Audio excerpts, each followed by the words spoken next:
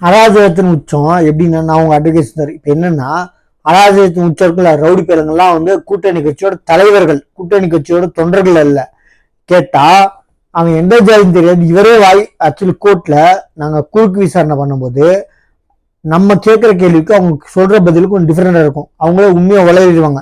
அது மாதிரி நம்ம கூட்டணி கட்சியோட தலைவர் ரவுடி அவர் என்ன சொல்றாரு, அவன் என்ன ஜாதின்னு தெரியாதுன்னா இவரே வந்து என்ன ஜாதின்னு தெரியும், அதனாலதான் அடிச்ச அப்படிங்கிற ஒரு கண்ணால பார்த்து சாட்சி அவன் அந்த வழக்கறிஞர் ஓடி போய் பார் கவுன்சில உட்காந்துறாரு. ஒரு போலீஸ்காரர் வந்து நீ என்ன ஜாதின்னு கேட்டாது, ஒரு ஜாதி பேர் சொல்லி இவன் இந்த ஜாதி தெரிஞ்சோன்னா அவன் வந்து வெளியே வந்து இன்ஃபர்மேஷன் கொடுத்து 20 பேர் அடிச்சாங்க.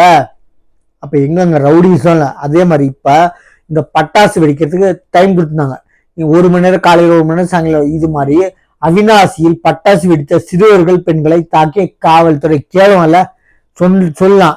இல்ல உங்களுக்கு சட்டம் கொடுத்துருக்காங்க கேஸ் போட சொல்லி போட்டுருவாங்க. உங்களுக்கு எல்லாம் உங்க அறிவே இல்லையா? சட்டத்தை கையில் எடுத்தனா உங்களுக்கு ரிட் பெடிஷன் என்ன தெரியுமா போட்டு உங்களெல்லாம் உங்க குடும்பத்தையே உட்கார வைக்கணும் எங்க ஜெயில.